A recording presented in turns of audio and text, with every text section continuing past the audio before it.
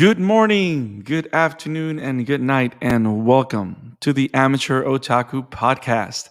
How's everybody doing out there? I am Brandon Alvarado, the Scarlet Fan here, and I'm excited to be here on a Tuesday morning in the States. Well, actually, afternoon, and in early evening in Sweden. I'm excited to be here to talk anime, to talk with you guys, to have a great time. We're back with our review series on the Promised Neverland Season 2 anime. And as always, I'm accompanied by the one, the only, the man, Isaac Wolf. What's up, man? I don't know if it's on my end, but you did sound a bit robotic when you greeted me, just so you know. I will be a robot for the rest of the episode.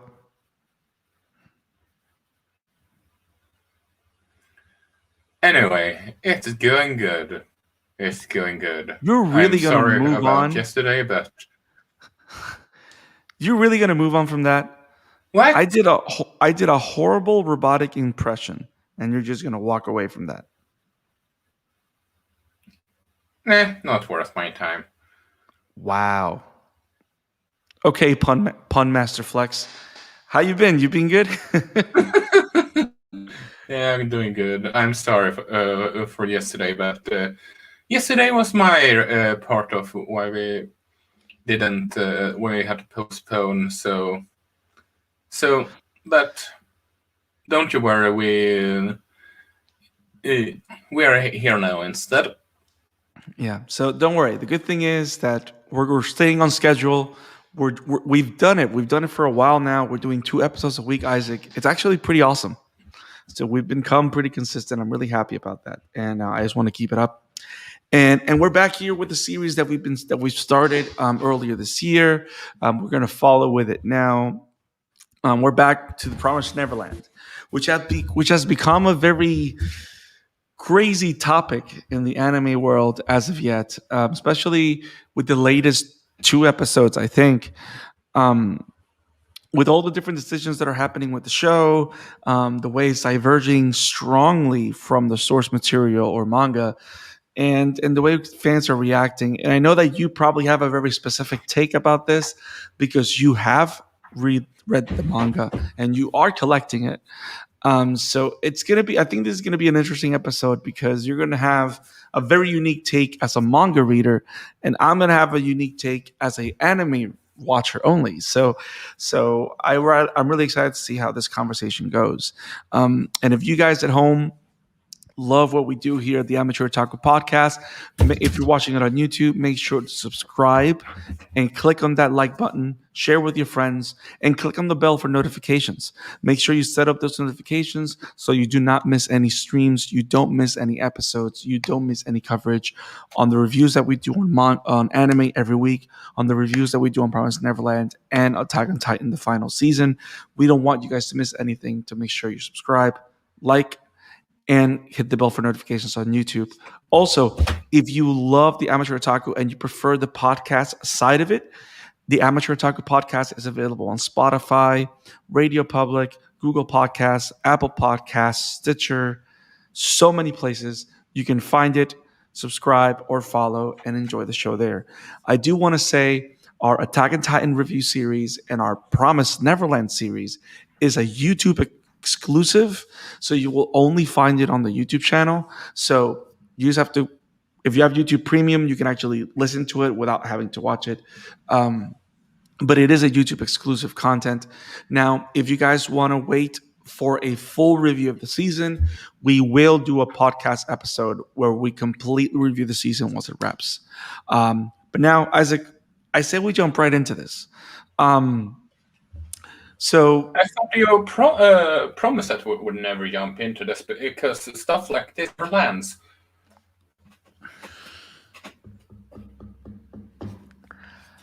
why? You know what? I don't know why I keep sharing my suffering with the puns because you're not going to stop. I don't think you're ever going to stop. Okay. How is it that your puns are perfect, but mine never land? Damn it! Oh my god! No reaction? That was a perfect pun, Isaac. For the first time ever in our almost 2 years of existence, I gave a good pun and I get no Eh, reaction from you. it was mediocre. I hate you. So let's talk about this show. So, do you want to talk about what's happening with the show, or do you want to talk about the episode first? What do you want to talk about first?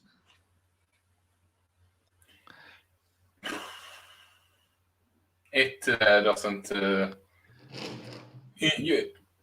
We can take it in the order you want. Because let's talk about the episodes first, and because I think that if we start talking about what's happening with the manga and the anime now, it's gonna kind of like it's gonna make the conversation of the episode itself lose focus. And I think that let's just talk about the show as it is, and then we'll give our thoughts on the episodes, and then we give our thoughts about the decision that's being made. Because deciding to go anime only on the show and doing their own thing has been a very interesting decision.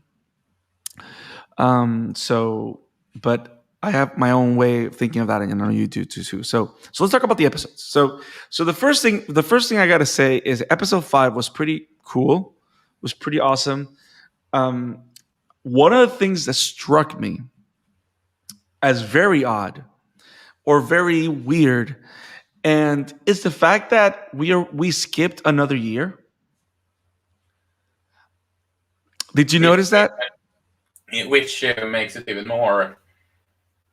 Which makes me even more concerned that they are going to literally end this series within this season, depending on how many episodes there will be. Well. That's the interesting thing, though, because which we'll see. We'll see. I'm not going to go into those thoughts yet, but we'll see. I mean, I did like the fact where we found the kids, and the idea that you saw some of the little kids grow a little older, but also the idea of Emma, Ray, Gilda, and what's the other kid's name? Because I know it's Ray, Gilda. Who do you mean? The other one, the other older kid. Because you got No. Gilda, you got Ray, Emma, and there's the other older kid that's with them. Can't recall right now. But yeah, so they're all infiltrating this demon town, um, and they're trying to get supplies to get food because they're running out of food, and they've been starving, and they're like eating soup and surviving on mere lentils or vegetables and stuff like that. So I find it interesting how these kids, they're surviving in their own way. But also I like the contrast on the show, which to me is very interesting commentary, because you have the contrast of the kids struggling to find food, right? And then on the other side, you have demons that are living their normal lives that are also struggling to find food. They're also struggling to survive. And it just so happens that the food that nourishes them the most, not just because it's the tastiest, the food that nourishes them the most is human flesh. And I find that to be very interesting, because they made it a point to talk about how apparently demons suffer some kind of degeneration if they don't eat human flesh, um, which I found super interesting, because it kind of makes the argument about why they eat each other and stuff like that even more profound to a degree, because it has to do with the survival of species. And it's no longer a thing about, like, the conversation is no longer like they're doing it because they're demons. You know what I mean? It's Does that make sense what I'm saying? Like Yeah. they're not doing it because they're monsters. They're doing it because apparently the way their biology works, they need human flesh. And that's just the way it is.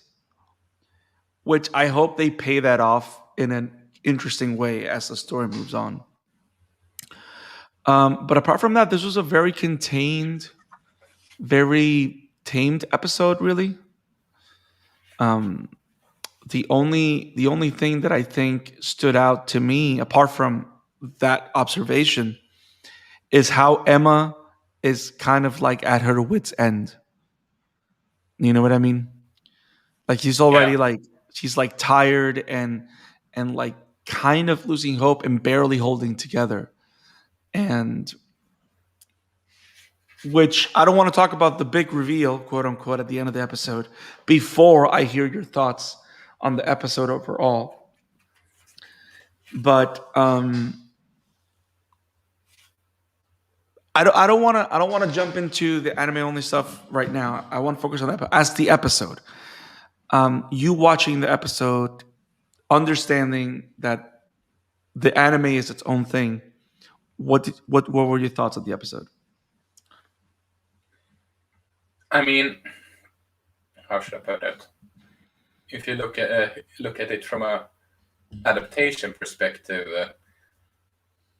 I wouldn't call this a good adaptation, so to speak, because I'm checking. Was just while you were talking a bit, I was checking, going through the manga a little quick, and in the for example, when they are in the shelter, they are never agree. The only one they are greeted to is the phone call. Yeah, Right? yeah, the William and Minerva recording or whatever. Yeah, but in the manga, a guy, one of the characters that I mentioned, that they pretty much ditched, is not there, and he is the one that greets them. Minerva is not nowhere to be found, which makes me even more sure that they are gonna skip Goalie Pond arc, which is the which is arguably the most popular arc in the entire manga. Okay. I was just double checking as to see if I missed something, because the whole thing about them meeting the demons and as being saved, the two religious one and all that, yes, that is in the manga, and then later go to that shelter. That is in the manga, but just the whole thing about missing out on Hugo, and it's a big deal in the story, so I don't know how to feel. But if you look, if this was an anime only, looking at from this perspective of being an anime only title, I wouldn't say that this is, like you said, a rather self-containing story, and it feels like they are sort of like, how should I put it? Feels like they are trying to, because there's a lot more focusing on humans that fled within the manga, but here they want to focusing more on the demon society, so to speak, in a fashion, if that makes sense. So you're saying that you've noticed that they've paid a lot more attention to the argument on the demon side. You mean? Of what, based on me skipping through the pages again, yes, get a quick reminder. The answer is yes. especially if they literally skip the Golden Pond arc, which is, like I said, which is essentially the most popular arc, so to speak. Interesting. And you know what? You say that about them paying more attention to demon society and the way and understand and the kids, or at least Emma more than anything, understanding demons to a degree. And it makes me also think about the whole thing with the elder demon coming to do the sacrifice. Is that in the manga?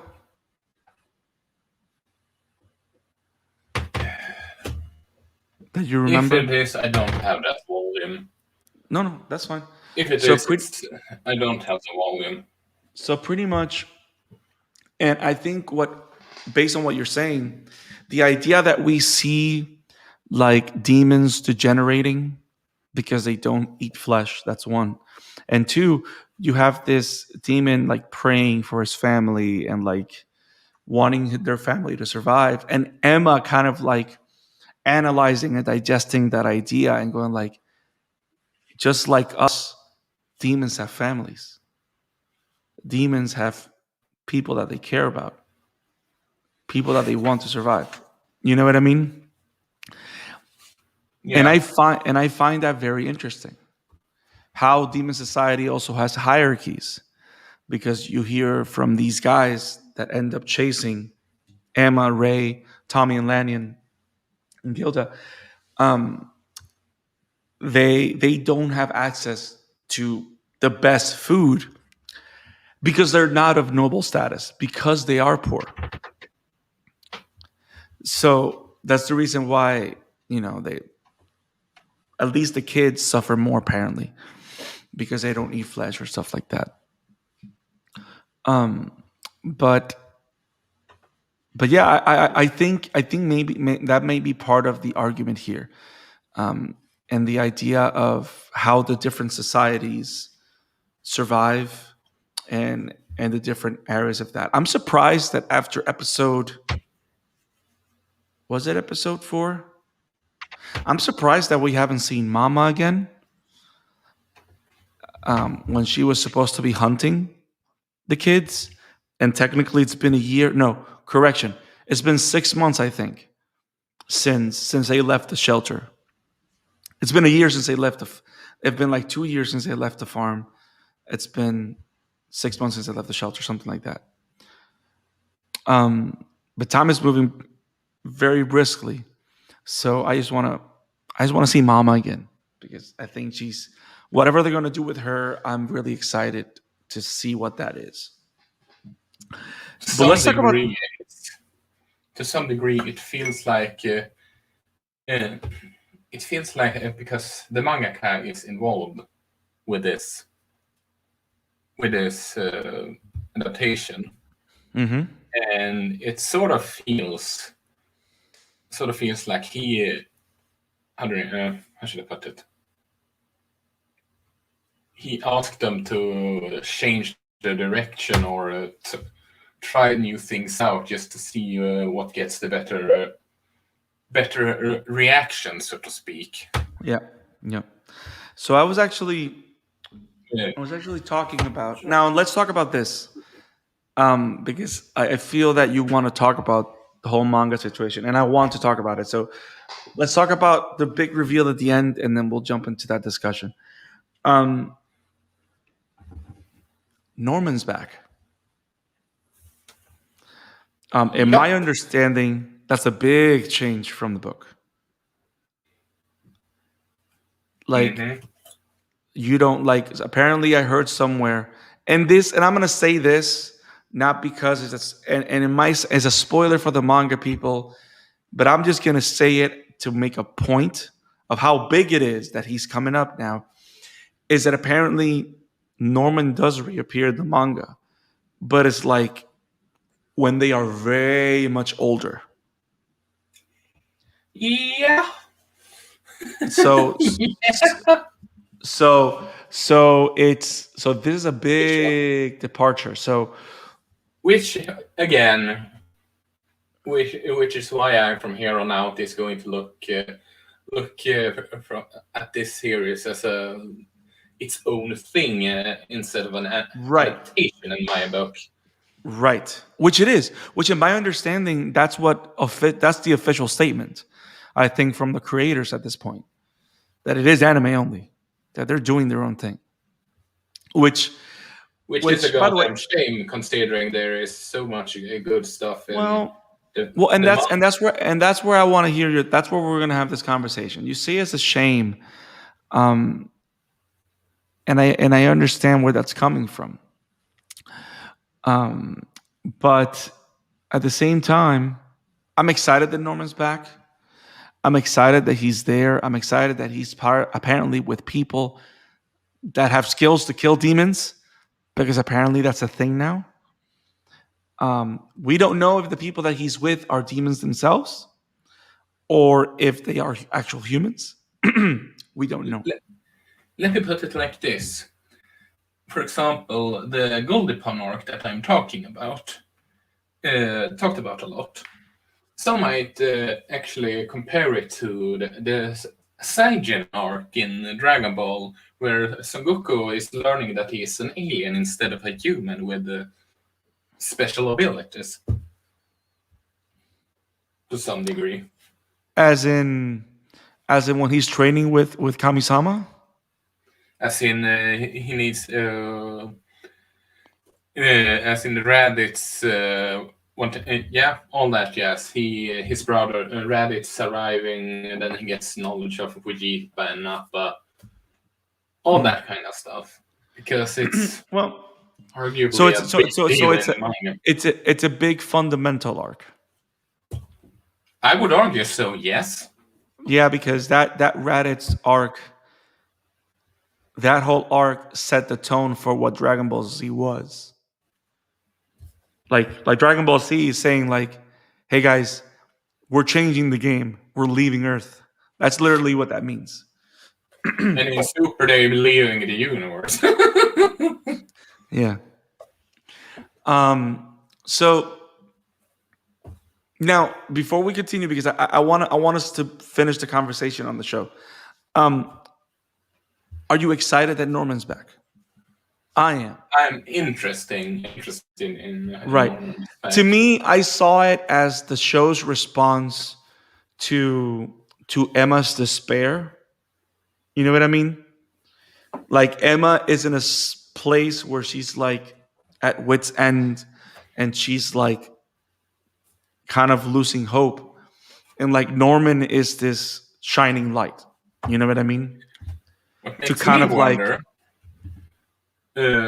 something I honestly wonder and somewhat hope is that people that he meets and involves with is two characters from the Goldipon arc, because those two characters in particular that people are pretty pissed off not potentially meeting is two fan favorites, so to speak. Gotcha. I know that I'm more focusing on the manga than the anime right now, but I thought that I could chime in from the perspective of someone that reads the manga and not the anime. Oh no, I don't disagree with you. And you know what? That's interesting. So because it makes me also think like Emma kind of sees Norman as this ray of hope right now, and she's relieved. But who knows if Norman is kind of like twisting things a different way, and it might not necessarily be the same Norman that we knew before. You know, so I want to see how the story plays around with that. But I'm excited that Norman's back. At least I hope the ending in the anime gets better than in the manga. Well, right. So last thing I want to mention before because I feel that we need to talk about the whole discrepancy. And I just want to finish covering this episode, so we don't live anything out. If the episode 5 ends with a cliffhanger, and then a week goes by, and we don't get episode 6, we get episode 5.5, which for whatever reason, it's a recap Which of is just weird. of the entire show, not of the entire season so far, of the entire show. Which And begs in the my question, mind, why did they didn't do some form of recap in the first episode? no, you don't need a recap. You know it's season 2. You move on. Why would you do a recap at all? Like, I'm with you. I'm with you. yeah, You don't it's need a so recap, weird. but if Yeah. they wanted to have a recap, shouldn't that be a quick summary in the first episode? That's what I'm saying. If anything, like the only recap that makes a lot of sense to me that I've seen recently was Attack on Titan Chronicle, and it's because it chronicalizes all 3 first seasons in a movie, and it's And they are because it not came out. it came out separately and not within the series. That's one, and two, they did it because the final season was premiering. And a lot of very popular shows do these OVAs. It's very common to do these OVAs where they recap the main story, you know? So it was really weird. Like to me, in my mind, I'm like, why are you giving me a recap? I'd rather you tell me that we're not gonna get the show for 1 week than this. Which makes me even more, I dare even argue, concerned that this is this last season, honestly. Who knows? It may be, it may not be. But I found that very weird. I found that very weird, Cloverworks. I don't know what you're doing. I do not know what you're doing. Can we talk about manga when this season ends, just to compare and contrast? I'm gonna have to read the manga if we're gonna do that, and I will. So I think we need to talk about the whole adaptation thing. So let's talk about this. So we've spoken the episodes. Those are our thoughts, guys. I mean, Isak is interested. He likes where it's going. He's interested in what it's going, what they're doing. I personally, I would say I'm unlike others people. I'm open for changes and just looking at differently. It's sort of like, how should I put it? You know how people have something in their mind how said characters should be adapted. Seem right? Superman, for example. Right. I'm open for new interpretation. Just to see, just for the sake of it. It doesn't mean Superman. It just means everything. And right. The biggest worry so far is that they are time skipping so much. That's my biggest concern to me. Yeah. I did find it kind of weird that they would make that decision. Now, I wonder if they made that decision because they wanted to get to a point where it would justify the decisions that they're making. I don't know because we haven't seen anything yet. But yeah, I mean, so far I like what I see in terms of the different topics, different conversations, different things that we're handling. I mean, how should I put it? As an anime-only title, I think it would. When I'm also looking at an adaptation, you should watch it in two different ways. Right. How it is as an adaptation and how it is on its own right, so to speak.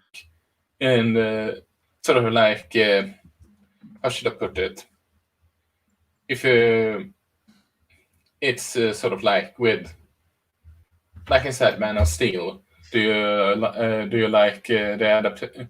How do you like it as an adaptation of the character, and how do you like it on its own right, so to speak? But if I'm using Man of Steel because it's a controversial movie. Is it? Yeah.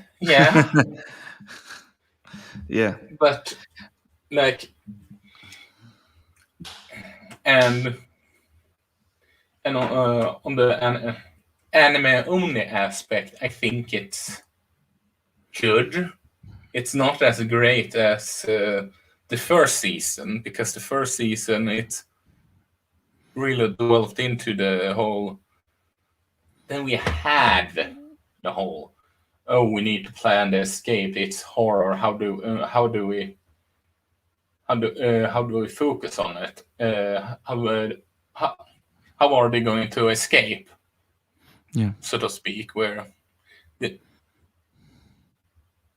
yeah. Okay, sorry, folks. This is all over the place, but No, because it is kind of daunting because um, now that we finished talking about the episodes and we want to see what we talked about, we thought, what we liked. Let's focus on. This is a very important conversation to have, especially now, being that the show went on break without telling us, right? which is even weirder. Yeah. So let's have this conversation. So correct me if I'm wrong. The first season was a very faithful manga adaptation, correct? Yeah, it's an extremely faithful adaptation. Okay. And So, I was go on. so it makes me think, like the first big thing, like what you mentioned, that like episode 1 and 2 kind of skipped like 50 chapters, which probably covers what you said is the Goldie Pond arc, which I've seen a lot of people like It's talk about being the high point of the entire manga. Yep, Golden Point arc is fantastic.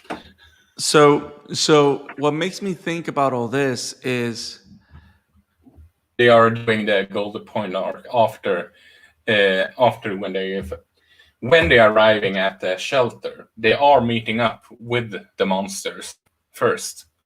Then they're in the shelter, but unlike the phone call, they're greeting to a guy that they are calling Mister, who is a key player within the Golden Pawn arc. So that's one of the bigger difference here.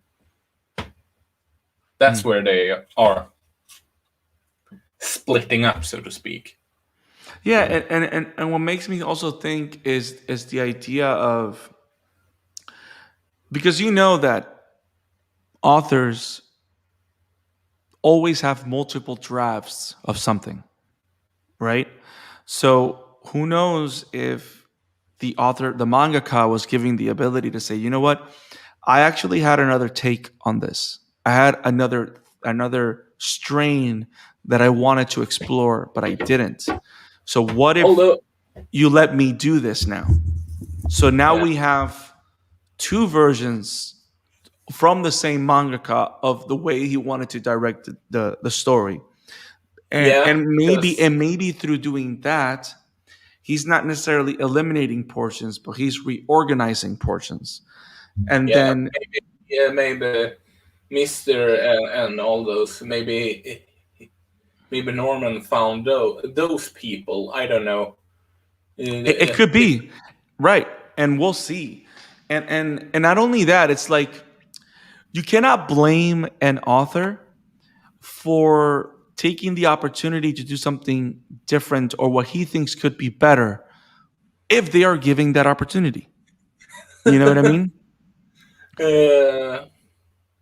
I get. You can't really blame them. And I think the biggest problem that we have online is that people are hating on this on the anime because it's drifting away from the manga. And I get it, but at the same time, if you kind of been told already that it's considered anime only, then the only way you can really watch it is by letting go of the manga. The only way you can really try to enjoy it or criticize it really is by not comparing it directly as an adaptation. I just don't get why they're doing this. Well, that's the thing.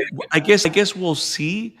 They may be just reorganizing things in a certain way. It also might be, if they are reorganizing as opposed to changing everything.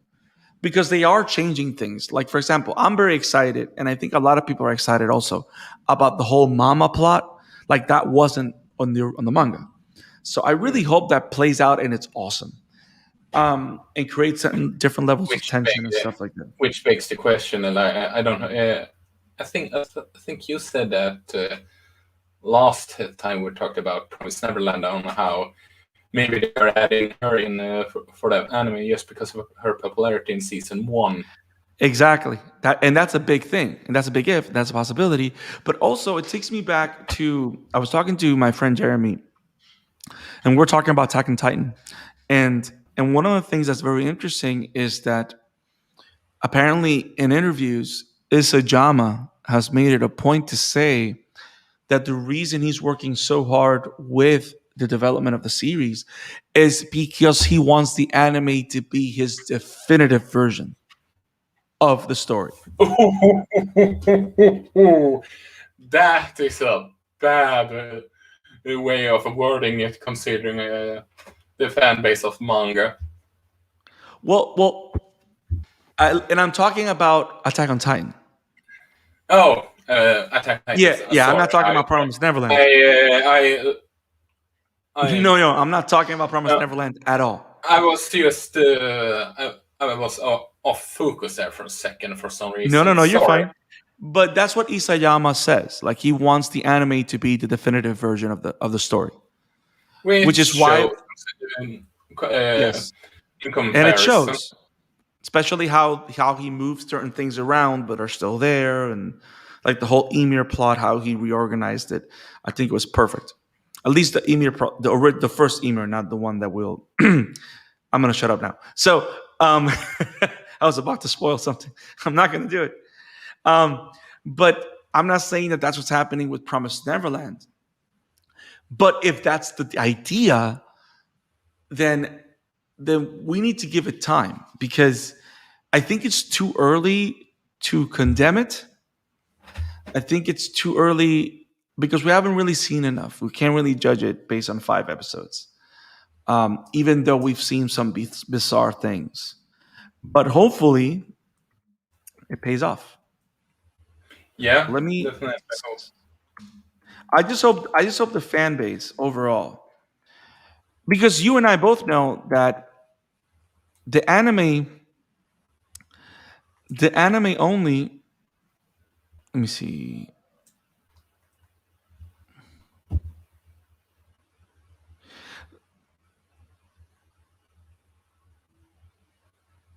So the anime only, series.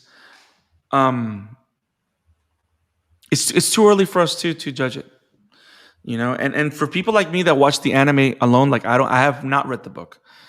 People that just watch the anime, I think the anime is great. I think it's still good. I think it does a great job of exploring the different topics of fear and survival and stuff like that. I think it does a good job on exploring all that, and I like where it's going anime only. Like the real people that are suffering or are raising hell are people that want it to be an adaptation that's faithful, which again, it's a point. It's a good point to have. It's a valid argument. But if they're telling you that it's not going to be that, don't shit on it. You're not. It's like you're not getting what you want. That's fine. So you either don't watch the anime and let it go, or you open yourself up and watch it, not with the objective of destroying it. You know what I mean? Because it still is someone else's take. It is someone else's art. Now, I am going to say this, which is kind of like, what? But this season apparently is only going to have 11 episodes. Wait, what? Yeah. I'm... Please don't tell me that this is the last season, then, because I dear doubt Lord, it. I really hope it's not. But I'm kind of researching a little bit, and it kind of says that it's going to have 11 episodes, which is a really weird count. Like, it feels like we're going to do half a season, and that's it. Yeah, it's kind of weird. It is kind of weird for it to be like just 11 episodes. But yeah, I guess we'll see. We'll see where it goes. We'll see what they do. Um, I mean, you can't imagine that they're trying to sabotage this IP. I don't think that's what's happening because like this IP has blown up over the last couple of years. So I'm assuming they want to capitalize on it as opposed to like shit on it. You know what I mean? Like, but that being said, Tokyo Ghoul was super big and they destroyed the anime. That's a different story. Yeah. But I guess we'll see, my brother. I guess we'll see. And again, sorry that this episode have been all over the place, but considering it's the episode quote unquote 6 was a recap, there wasn't much to go on. No. It's not episode 6. It's episode 5.5. Yeah, that's why I said because we're gonna have legitimate episode 6. Part because we thought it was gonna be episode 6, but it is that's what I meant. Yeah. But yeah, I guess we'll see. I guess we will see, sir. So Isaac, I think that's our conversation. Those are our thoughts on Promised Neverland 5 and 5.5. What our thoughts on what's going on with the season as a whole. We will see you in 2 weeks, guys, where we'll cover the show again. And in the meantime, subscribe to the YouTube channel. Check out our reviews on other animes, our show on Attack on Titan, and listen to the podcast. Amateur Otaku Podcast is available on Spotify, Radio Public, Google Podcasts, Apple Podcasts, Stitcher, wherever podcasts are found. If you have any shows that you would like to recommend to us, send us your recommendations because we cover audience recommendations. We're watching Vinland Saga, so we can cover. That was a recommendation for our subscriber JJ. And tonight at 7:45 p.m. Eastern Standard Time, we're going to be talking about a recommendation from Isaac's sister. And it's going to be the first season of Snow White with the red hair. Charming anime. Great stuff. And we're really excited to talk about it. So if you guys want to hear our thoughts on the show, join us tonight at 7:45 Eastern Standard Time, where we'll talk about Snow White with the red hair. In the meantime, Isaac, where can our people find you? I can promise you that you can find me over at Twitter on Emblemaniac, and you can see my work that Landis never failed on Woven Entertainment. Oh my God! Stop! Never. What are you doing? Okay, and you can find me on Twitter at the Scalar. Wow. And you can find me on Twitter at the Scarlet Fan 52. You can find me on Instagram at the Scarlet Fan 52. And you can find me on Facebook, Brandon Alvarado. I got music. I got thoughts, ideas, things that I'm reading. Interact with me. Interact with Isaac. Let us know your Gracie anime thoughts. And let us know what would you like us to cover. If you have any thoughts or comments or questions or things to recommend, send it to us. We will cover on the show.